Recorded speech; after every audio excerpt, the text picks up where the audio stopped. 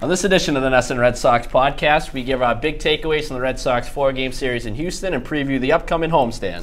And in honor of the Major League Baseball draft, me and Ricky are going to draft our own teams featuring 35 and over players. So look out for that.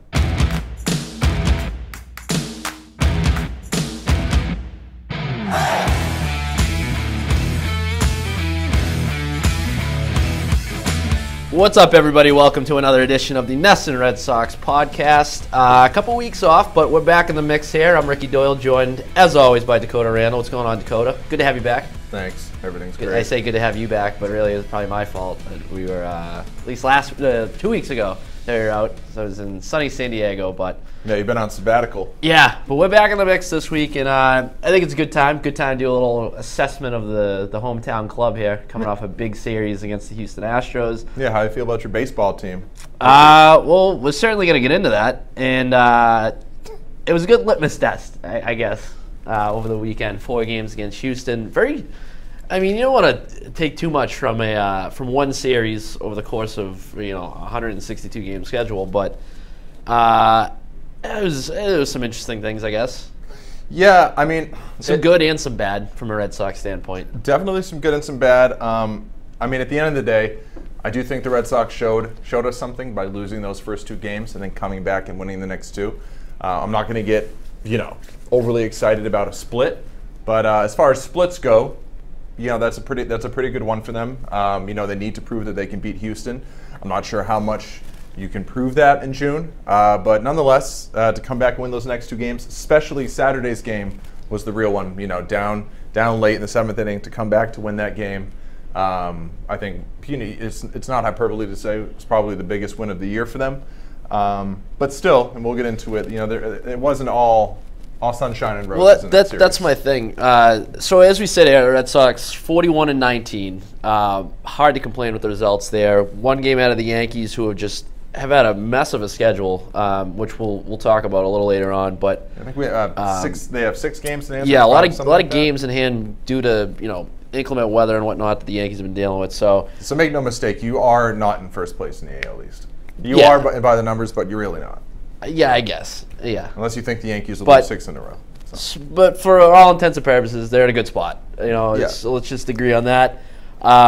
Starting a 6-game homestand on Tuesday, and this is a pretty good stretch for them as well. Red Sox playing 13 games in 13 days. But going back to this Houston series, so you mentioned there was some good, there was some bad. On the whole, though, when you come away from that series, if you're the Red Sox, are you encouraged by what happened in those 4 games? Or are you discouraged?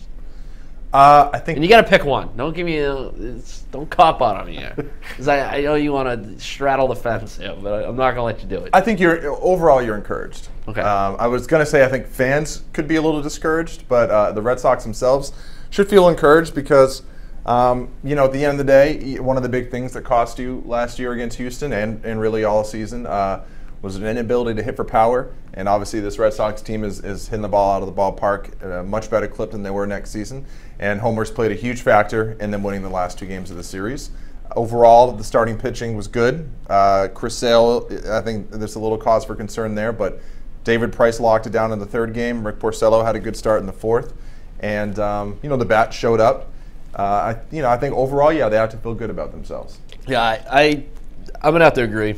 Because it looked for a second like they were going to get swept. If they get swept or lose 3 out of 4 in that series, I mean, that can, I'm not going to say it's a season record, but that can linger with the team. Going into that Saturday game, they were staring disaster in the face. I mean, you were coming off of Chris Sale not having his best outing, which is pretty discouraging when you consider the struggles in the postseason and just the overall question marks regarding that rotation as you look towards October. And then you're staring Justin Verlander in the face, who has been by every measure the best pitcher in baseball this season.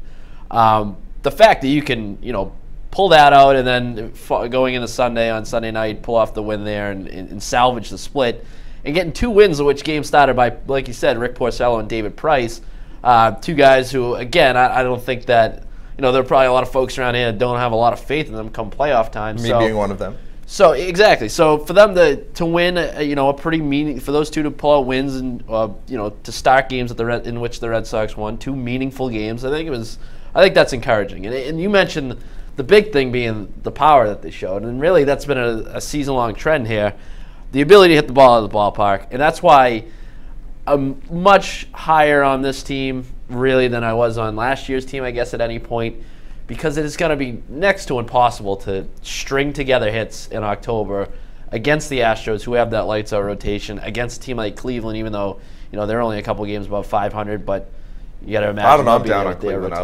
I think their window's closed. You think so? I think they're pretty beatable. Yeah. Well, Andrew Miller's is on and off the DL. I don't. That's a huge weapon for them. I'm just saying. I'm not sold on Cleveland. I think. But I still think when you get to October, it's going to be odd to string hits together against a staff like that. Yeah. Especially Houston. So, the long ball. You say what you want about it. How important it is, but. Obviously the JD Martinez impact continues to show its face, and I just think that they're better equipped right now than they were really at any point last year to make noise in the playoffs. Yeah, that's the impression I'm getting coming out of that series. Yeah, well, we say that, and the power definitely is, could be a huge difference maker for them in the playoffs. However, I saw a couple things in that series that we have seen throughout the season that still concern me for them getting into the playoffs. And number one for me is the Red Sox. I'd have to look up the stats to see where they rank them on baseball, but it feels like they give up a ton of early inning runs, whether it be the first, or the second, or the third. I mean, Rick Porcello gives up runs in the first inning in every start. It seems like David Price gave up a leadoff homer in that, or I think it might have been the second inning. Either way, they give up a ton of early inning runs, and we saw it with last year's team. They were able to come back a lot. This team came back on Saturday.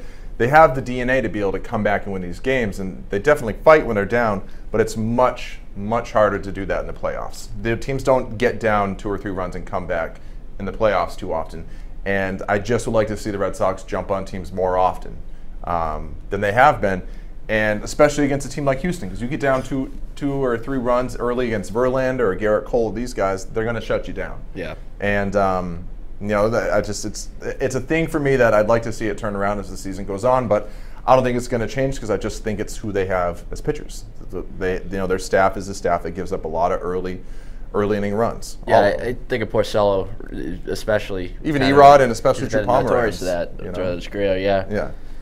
So, but at that end, I still have pretty big concerns about the bullpen. For me, a big player going into this series that I was kind of focusing on to see how he would do was Joe Kelly, because he's been on an unreal run this season ever since the first series against Tampa, and I wanted to see how he would do against a good team. And we saw him; he was a little shaky against the Yankees, and I wanted to see how he would do against Houston. And you can't really sugarcoat it; he was bad, really bad. Yeah. And it's a reality check to people that think Joe Kelly's suddenly a setup man, that he is a 7th inning guy. So they still have a hole in the 8th inning that they need to address. Yeah, well, which is going to be interesting because obviously I think that if you look ahead, towards the trade deadline, that's an area where not just the Red Sox would be looking to address, but several contenders, including the Astros. And right. Really, that was one thing that stood out to me as well, is that that team's not perfect either. No. And that bullpen is, I think the numbers are a little deceiving. You look, they're ranked fairly well in terms of, season-long statistics across the board from their bullpen, but as of late, it's been kind of a struggle for the guys out there, and it seems like they're having their own issues in the back end. And theirs is I would say, even more problematic than the Red Sox from the standpoint that they don't have a Craig Kimbrell to bail them out. Right. They got Ken Giles, who I don't think is really instilling confidence in anyone. No. So that's an issue that Houston has. But I also think that Houston is in a position where they can address that. They have a good enough farm system and just talent throughout that organization where I'd be stunned if they didn't go out and make a pretty sizable, bold move to shore up that bullpen. Who that is, I don't know. I know they mentioned Zach Britton about 45 times in the ESPN broadcast on Sunday night. Yeah. Maybe that's the guy. Well, and I think any team has the ability really to add a bullpen arm. I mean, the Red Sox last year got Addison Reed, and they didn't really have to give up much at all. True, yeah. So adding bullpen help, and Addison Reed really is someone who you could see moving the deadline to one of these teams because he's on the Twins, and they're god-awful. So that could be another piece. Maybe a reunion with the Red Sox. But, yeah, I mean, I don't think any of these teams will have issues addressing bullpen depth. But, I mean, we'll see. You're right. It doesn't seem like the Astros are, quite as flawless as they were last season. But, again, they just won a World Series. I expect as we get later in the season, they'll kind of round into form. I think clearly they're still the best team in the American League. I know the Red Sox have the best record and this and that, but I still think, Houston's clearly the team you got to beat. Yeah, and another thing, too, is that there's just so many guys in that lineup that have had success against the Red Sox too. And just every time Correa comes to the plate, I expect him to just especially pepper in that the ballpark. Crawford boxes. Yeah. Springer, another guy who just seems to have their number. The other big concern for me is, you go back to last season, the playoffs, and especially the start in Game 1 of the series. Chris Sale. Overall, I'm not concerned with Chris Sale. He struggled these last 2 starts. He's been a little off to begin the season, relatively speaking, for him. But when you watch the games, the Houston is comfortable in the box against him. That you don't get any of these ugly swings. It doesn't look like he's going to go out there and dominate these guys. They look comfortable in there against Sale, and that's concerning if you're a Red Sox fan because if Chris Sale's not going to go out and shut down the Astros, who is? Right. So that's something to watch going forward. But again, I think overall with you, I still think the Red Sox are better positioned to compete with Houston this year than they were last season. I agree with you. I still think if we're gonna sit here on June 5th or whatever the hell it is, I don't know, we're out in June, right? Yes. And do our power rankings. I think I'm still gonna have the Astros sitting at number 1 for as good as the Red Sox have been this year. And a lot, it stems largely from how good that rotation is, and I think it's legit. I don't think that this is some sort of early season mirage. I think that rotation is going to be, sustainable throughout the year. Whereas the Red Sox, as good as their rotation can be, I think beyond Sale, I don't think anybody's going to question that there is certainly some question marks there. Right. But again, from just this series, for what it was, salvaging the split, I think you can feel pretty good about that. Right.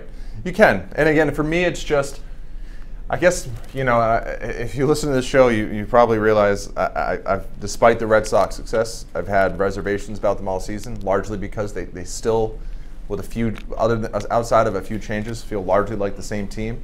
And again, for me, it's rarely do I watch them and feel like they're playing a clean game, a complete clean game, where there's not something to look at and go, oh, that was rough. I mean, even in Sunday's 9-3 victory, I mean, you have that Xander Bogaerts play. And it didn't end up mattering because the Red Sox ended up blowing them out, but when he gets thrown out trying to tag up from second to third on a fly ball with 2 outs in the inning, you're never supposed to make the final out of the inning at third base. That's number 1. And also a couple plays in the infield that were right. Nunez had one down at third base, Mitch Moreland first base, where they're playing that kind of in-between hop. Yeah. Misplayed some balls there, so defense wasn't exactly great either. Yeah, and it's just the defense is shaky at times. But again, for me, it's just the base running, and I just don't think it's going to change. I mean, I know everyone says they got to get better. Alex Cora is emphasizing it, but at some point, I think it's just on the players who routinely make these mistakes. I just don't think they're a smart team on the base paths, and you can't give a team like Houston, you can't give away outs, especially in the playoffs. There was they avoided a disaster as well with, you've been, I know you like to rag on Andrew Benintendi's base running. I mean, for good reason. Him running through a stop sign ended up scoring, so, it's going to get lost in the shuffle, but I'm sure you made a mental note of that. Right, but again, yes, he scored, so it looks like it's a great decision. But again, is Andrew Benintendi someone you trust running through a stop sign? No. Right. So yes, he scored there. It was a really close play. The Red Sox, you much prefer when he's jacking the ball out of the ballpark like he is. Yeah, and he's, it's hard to complain about him right now because he's on fire at the plate. I will say this too, and as we've really, I don't want to say picked them apart, but we've critiqued this team pretty, I think, fairly decently for a team that is 41-19. Right. And one of my, one thing early in the year that we talked about ad nauseum was the role that Blake Swihart had. Well, his role that he didn't have, I guess, lack thereof. And one guy that we, sort of pointed to is, what exactly is he bringing to the table, sort of thing, is Brock Holt. And I just want to say, I think I owe Brock Holt a serious apology because he's having a pretty good year. And not only is he having a pretty good year, I know you're gonna sit here and call me nuts, but he had some good at bats over the weekend. Brock Holt is a good professional baseball player, and he will give you a good at bat, and his positional versatility is great. But you can't win when Brock Holt is your starting right fielder or second baseman or anything. So it's great, and he's a good bench piece.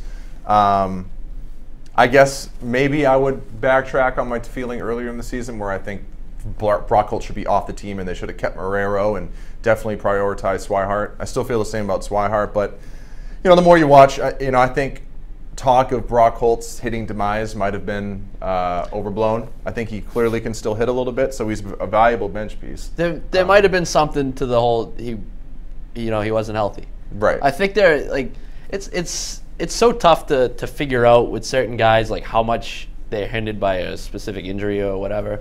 Right. I think you could look at like Xander Bogaerts, for example. I think it's pretty evident that last year, the hand injury really hindered his ability to drive the baseball. Right. There are other guys that you kind of just you fall back on and be like, he just wasn't healthy. Like Hanley Ramirez, for example. The shoulder. The shoulder. Yeah.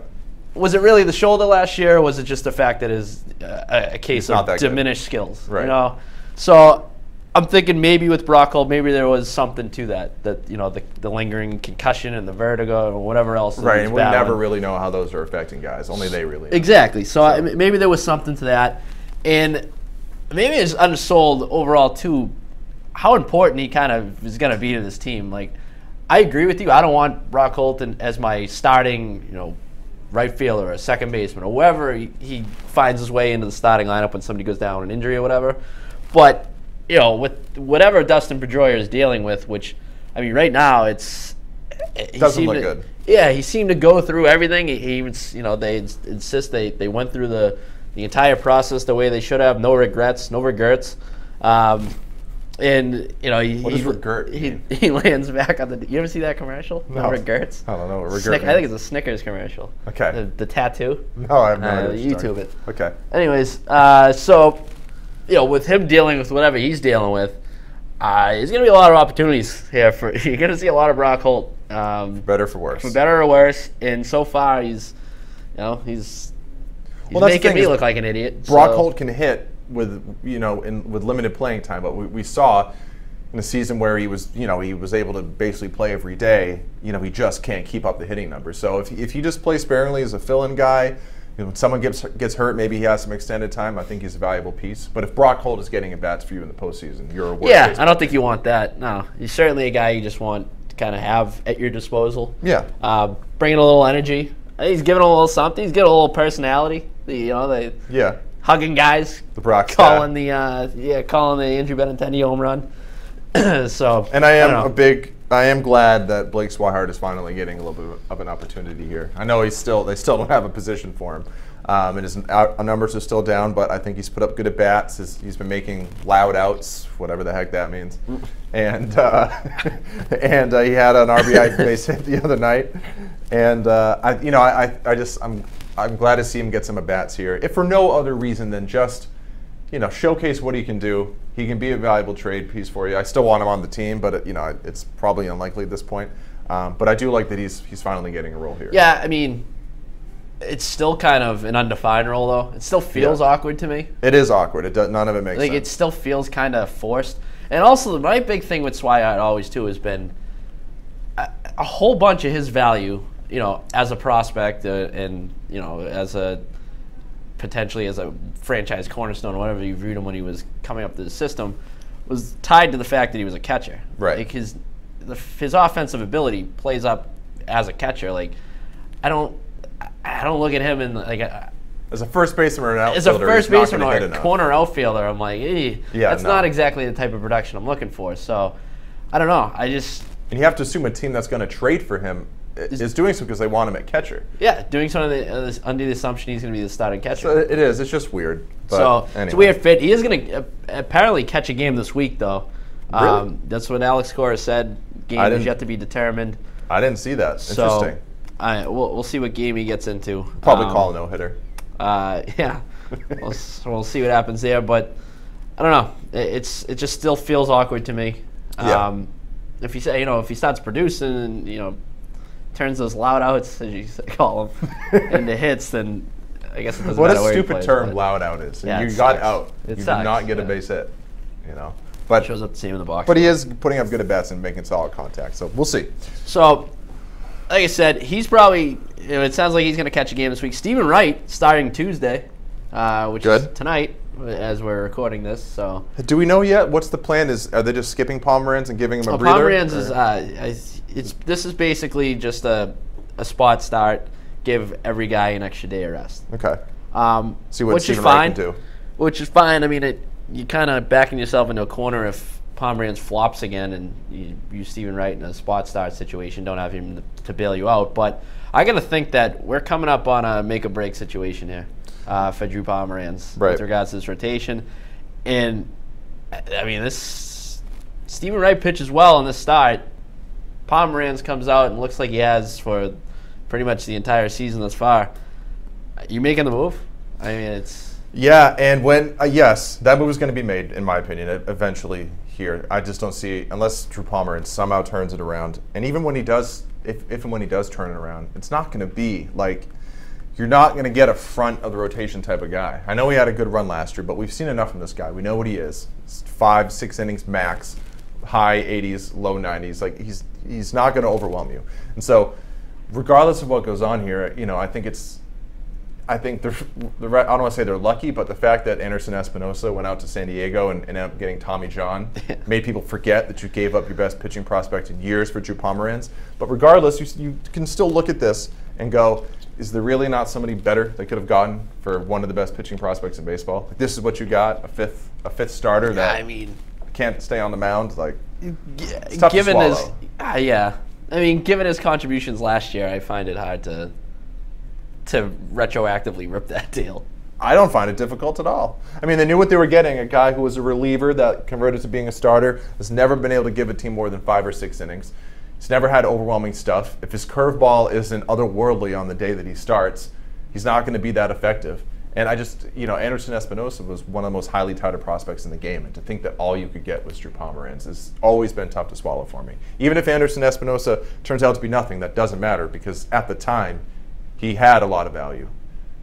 Yeah, no, I'm just, Listen, I was as critical as anyone at the time of that deal. But then after, Pomeranz kind of bailing them out at times last year and the inconsistency they were dealing with in that rotation, I just kind of came to the fact, the realization, coupled with the fact that Anderson Espinosa's arm might fall off at some point. Baby Pedro. All right, maybe this deal's okay. Remember when Drew Pomeranz showed us something by pitching through a broken fingernail? Yeah. And we were all like, oh, there it is. Guts. Yeah. Guts. What a gutsy performance. But no, on the flip side, though, Stephen Wright, he's looked good. He's looked good, man. He's pretty nasty, yeah. Like, he's passing the eye test. Like, that knuckleball's been filthy this year. It has been, yeah. I just like having a knuckleballer on the team. It's fun. Yeah, it is fun. But it's just fun to I watch also him. would prefer to have the knuckleball in my starting rotation. This is still a little something awkward about knuckleballer in your bullpen. Yeah, I don't trust the knuckleball in the bullpen. Especially if, although the role that he's been in since he came back has been huge. I mean, a guy that can come out because you have you have some starters on your team that are prone to not making it out of the 4th inning. And so a guy like Stephen Wright that can come in and lock it down is valuable. So, I mean, I actually love him in that role, but at the end of the day, he's got to be a better option right now than Drew Pomeranz. Yeah, there's still something about him pitching the 8th inning with the bases loaded on Thursday night, though, that made me cringe a little bit.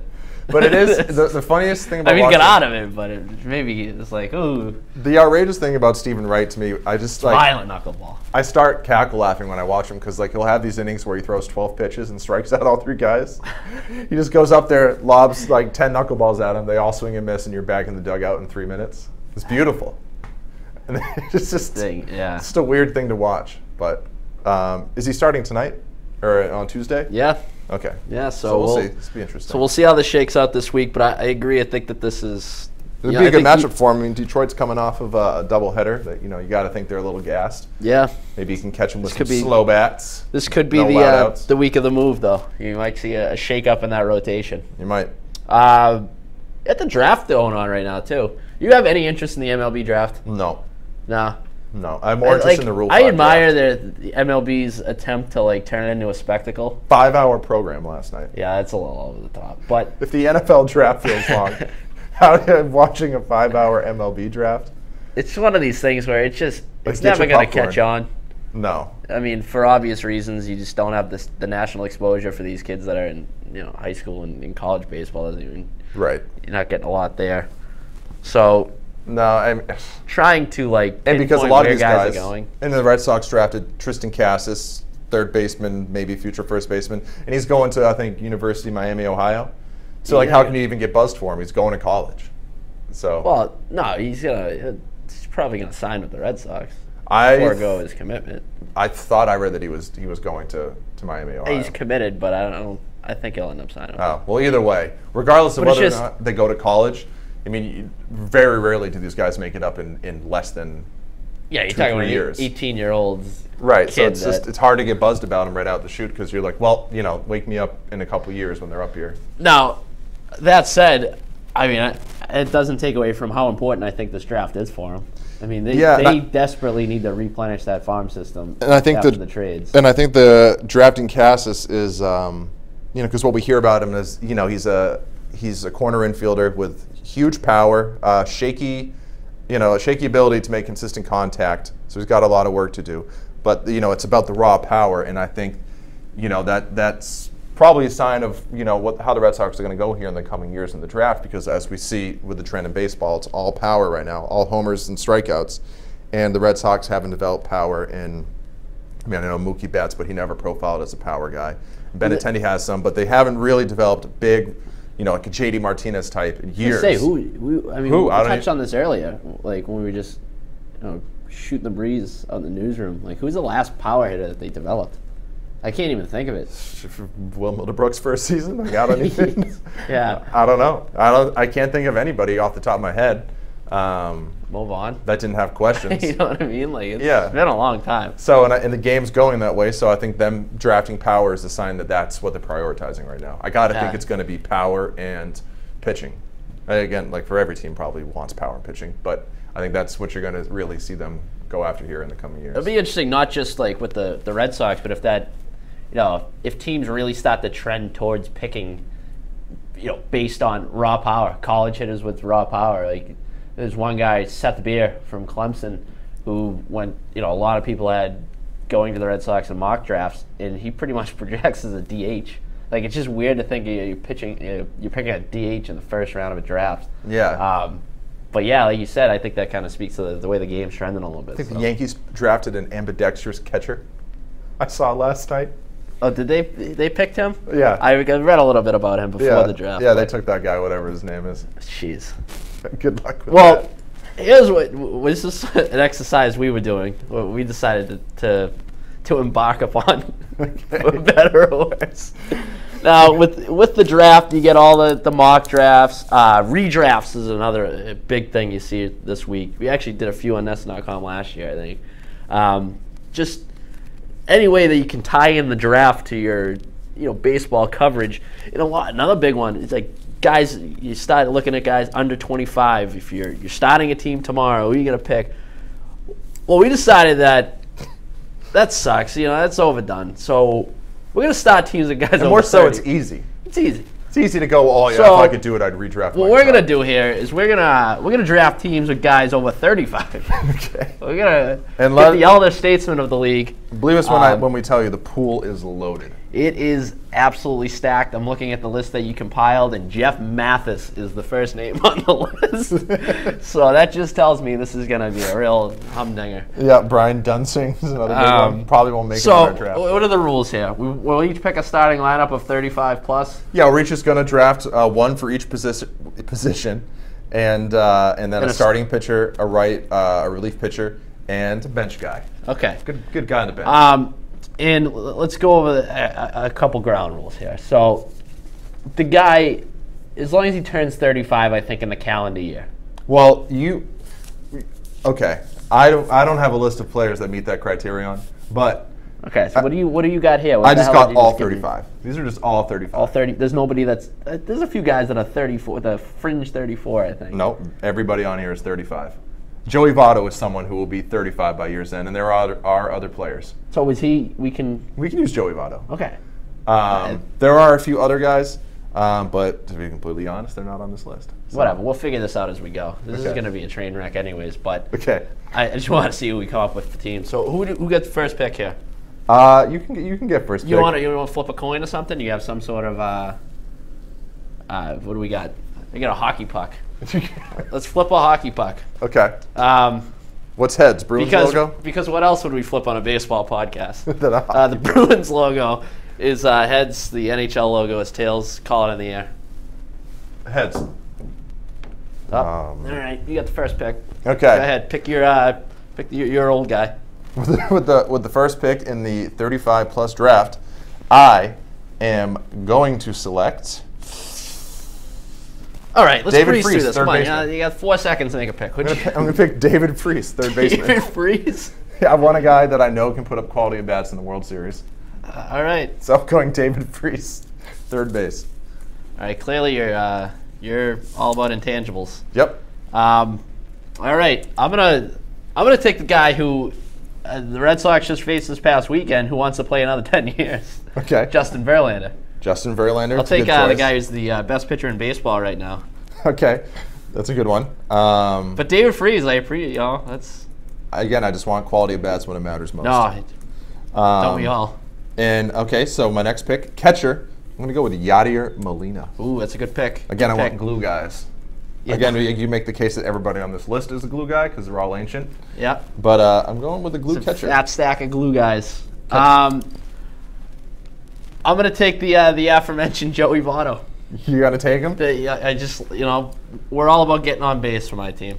Okay. Well, yeah, nobody gets on base better than that guy. Yep. There's also no bigger troll in MLB than Joey Votto. He's certainly, as you said, I don't think he's 35 yet, but he meets he falls into the category. Can I give Yadier Molina back and pick somebody else? No, guy. I was gonna pick Russell Martin because he can play third in outfield, but I'll stick with Yadier Molina. All right, first baseman. I'm gonna go with Miguel Cabrera. Yeah, okay. At some point here, I got to pick a stud, and You didn't pick that. You didn't get that with David Freese. You didn't check that box for you. I don't even know if David Freese has a base hit this season. All right, I'm gonna take where the hell am I? I'm gonna take a guy who's currently suspended. Robinson Cano. You're gonna take You're gonna dip into the juice pool. Yeah, I think I think it was just a minor misunderstanding, and that he'll come back and atone for his mistakes. So. Yeah, he didn't know what he took. Okay, Robinson. I think your team's kind of looking better than mine. My team's stacked. The humongous Melonheads. Okay. Home field, Parks Department field number 2. Okay, and your starting pitcher is Justin Verlander. You're the crazy Wombats. Okay. Man, starting pitcher is tough. You got guys like Rich Hill. You got Adam Wainwright, whose arm exploded recently. You got Oliver Perez, who's got a nasty curveball. But for my starting pitcher, I'm going to go with John Lackey. John Lackey, all right. I'm going to go with John Lackey. Currently doesn't have a team. But again, you're all about the big game. Right. You want guys that have a proven track record. You know what John Lackey's going to do when it matters most. All right. I'm going to dip into a slim shortstop pool here. Okay. And I'm going to have Ben Zobrist play shortstop for me. Has Ben Zobrist ever played shortstop? He played shortstop last year. Albeit 5 games. That's a horrible pick for a shortstop. Why? Because you're going to know why when you see who mine is. I mean, how many 35-year-old shortstops are there? It's slim pickings.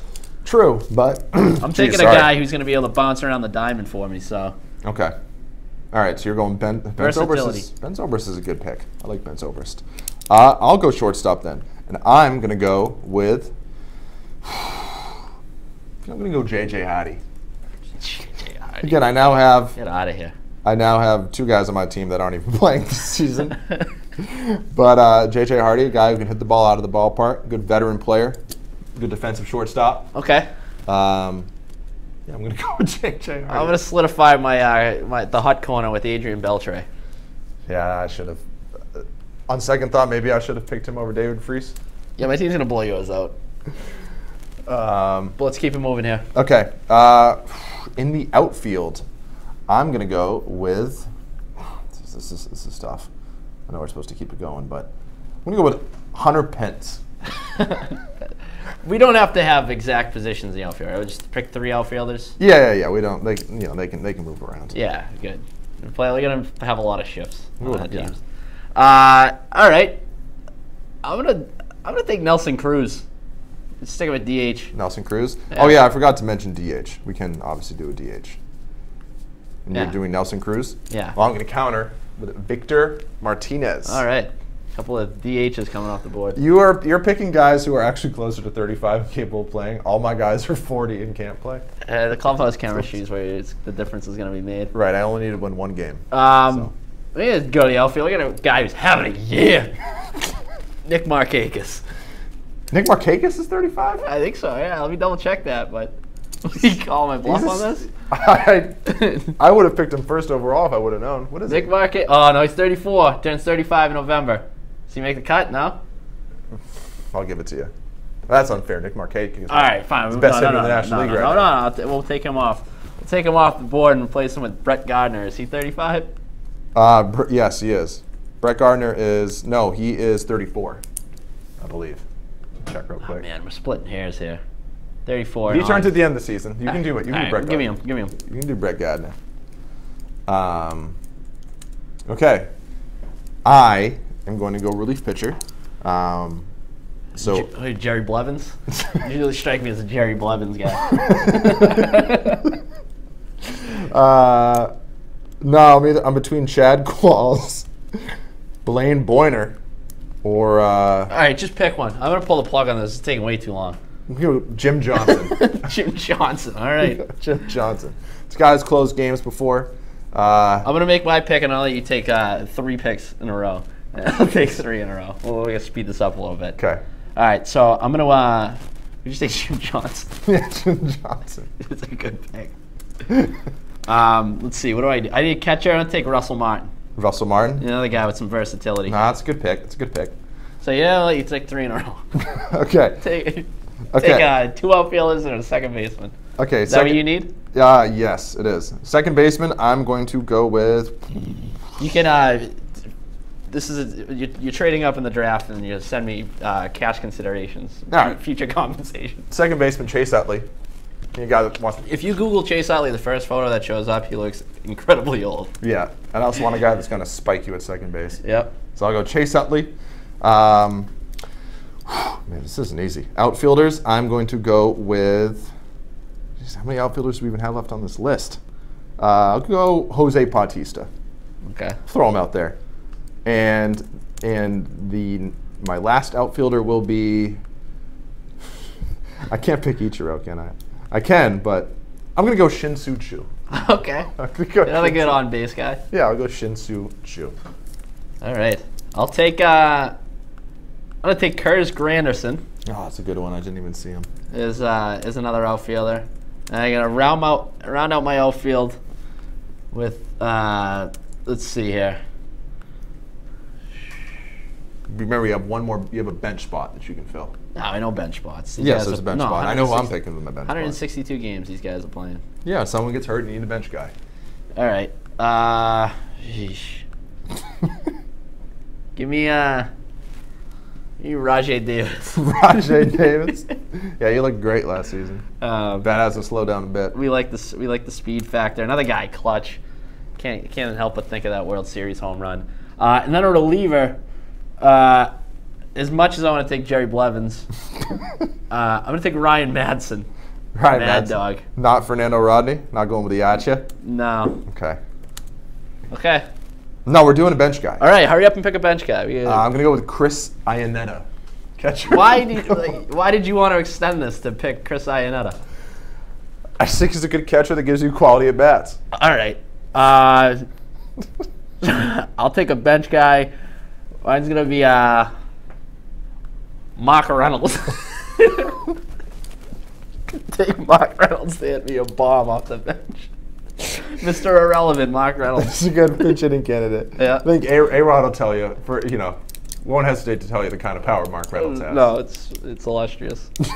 Okay, well, there it is, folks. The over 35 team. Okay. We'll embed this somewhere, I'm sure. We'll tweet it. I'll copy and paste this and include it in a tweet for you, everybody.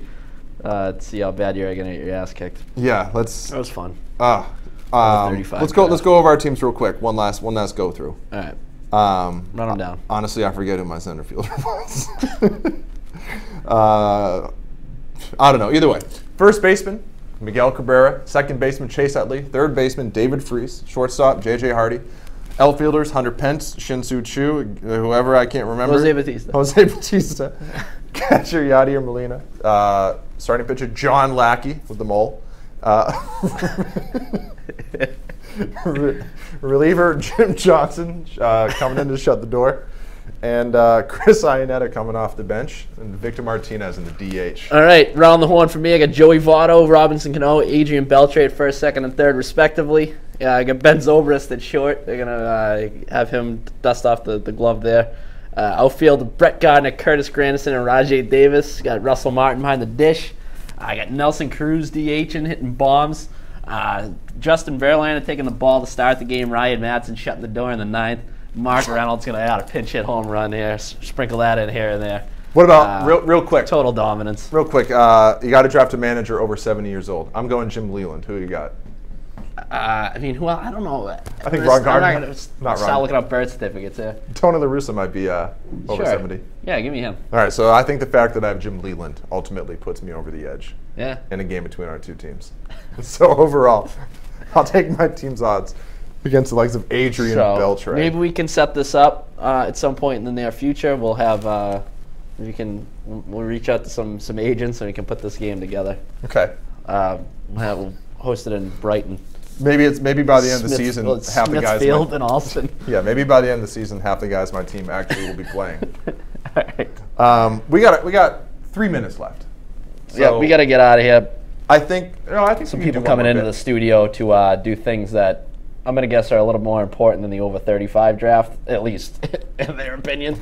You asked me, where I stand on this. I think we could do one more bit real quick in 3 minutes. I think we can share our thoughts on something. What did you want to? Real quick, I think it's interesting.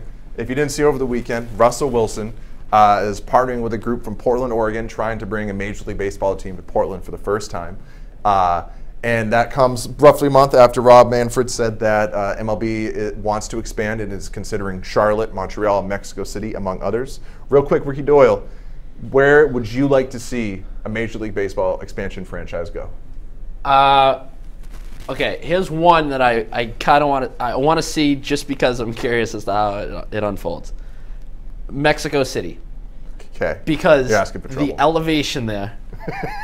This would be like Coors Field on steroids. That's true. Like, I want to see how bad, how inflated the numbers can get playing in that environment. So that I just want to see the novelty aspect of that. Maybe, if we're gonna toss a couple out there, I wouldn't mind seeing. I like what I'm seeing with the hockey in Vegas. I wouldn't mind seeing a team in Vegas.